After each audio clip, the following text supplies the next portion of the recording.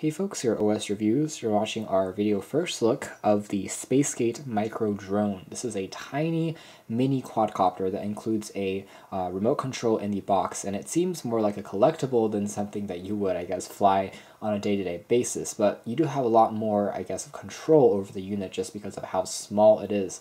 And arguably the best part of this tiny quadcopter is its price. It sells on Amazon for under 20 bucks, and I've seen it as low as $15, which is extremely inexpensive.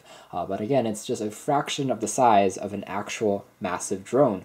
Otherwise, it doesn't have any fancy features like a camera on board, or there's no Wi-Fi, there's no Bluetooth. It's just meant for kind of flying around, maybe doing some practicing. It has increased agility compared to a larger drone, so it's good for doing tricks like flips, especially if you're starting out. It seems to be a little bit easier to control than larger drones that we've tested, so that's something to note. It comes with its own proprietary charging cable, as well as the receiver, the remote, and a tiny little box that you can use to carry the drone around with you.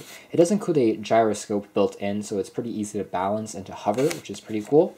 The box features some basic info. It takes about 30 minutes to fully charge, and then it can be operated, I would say, for about 5 minutes, 5 to 6 minutes. So it's not the best battery life in the world, but then again, that tiny size, you kind of expect that. Basic info on here, this is the model number and some basic images. You can see there's an LED light integrated onto the charger. So once the charger, the USB charger, the red light stops, that means charge has been completed. So it has a smart charger as well. And that's basically it. The first time that I took this out of the box, this has been opened already. I'm just showing you what is included. I was really taken aback by how small this is. You can see it sits right on top. It seems like one of those collectible tiny remote control cars that we saw 6 to 7 years ago. So this is something that's tiny, something that might look cool in a glass case, maybe in a room, instead of actually flying it around.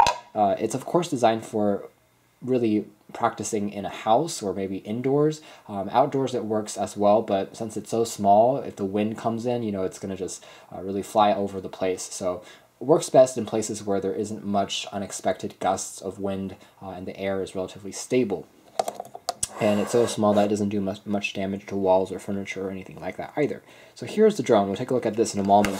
There's a pad that you can use to kind of secure into place when you're traveling. And underneath here, we have access to the inside there is the remote control. It's, again, tiny. It uses 2 AAA batteries, which are not included, and it lasts for about a year before you need to replace those batteries. This is the aforementioned charging cable, a little bit short in distance, but still very, very compact, and this is the tip that you plug it into.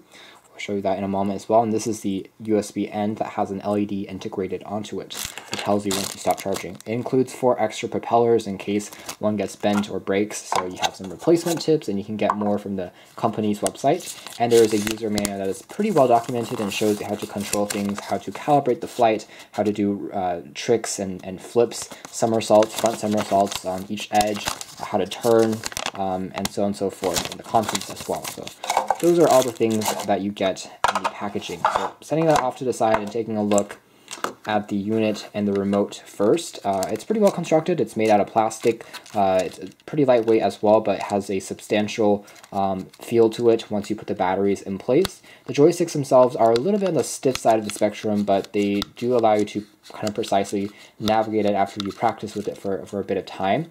This is used to lift the copter up, so it changes the speed of each individual propeller. So if I go all the way up, it's going to spin faster, and as a result lift up higher and faster, and so you can kind of control that and make it hover.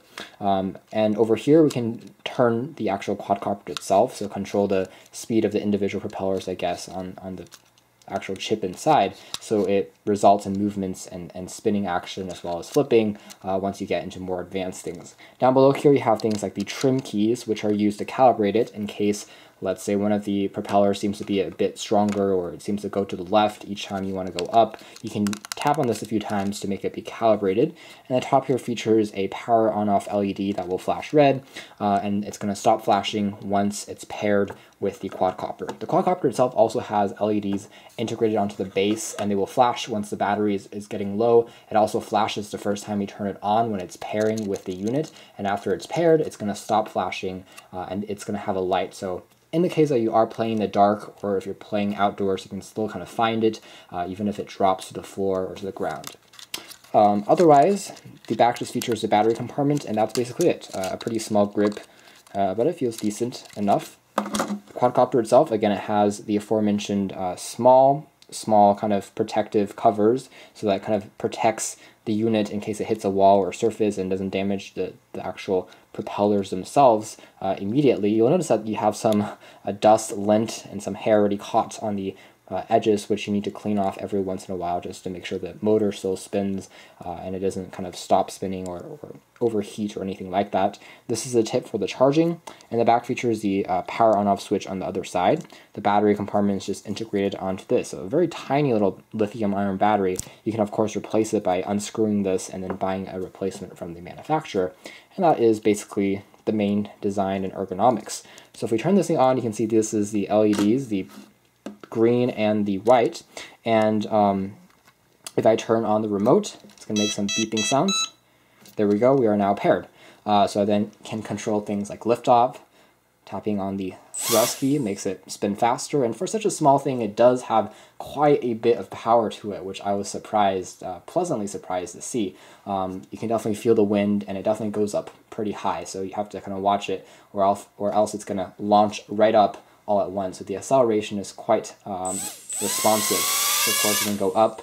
It seems to be a little bit non-calibrated, so we're going to try doing that, and then get back with a wider shot to show you how it works when flying. Alright, so now we're in a hallway. You can kind of see it on the ground. It's still kind of glowing, so you can locate it in the dark.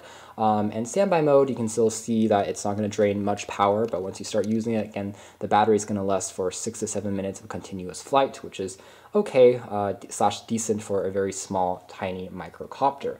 I'm not a pro or anything in terms of controlling quadcopters in general, so the flight here, the demo might be a little bit rough, but hopefully it's going to show you a brief idea of what it can do, and the fact that it does fly, again, is quite a feat of engineering in the first place, I think, since it is so tiny and small, fits in the palm of your hand. So here we go.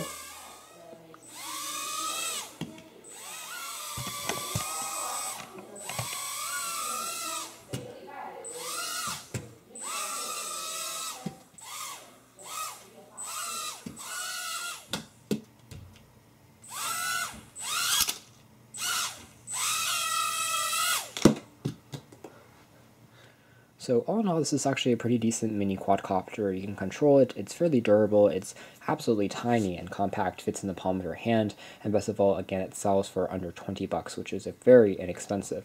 You can check out more details about this in our official written review, but this has been our video. Thanks for watching here at OS Reviews.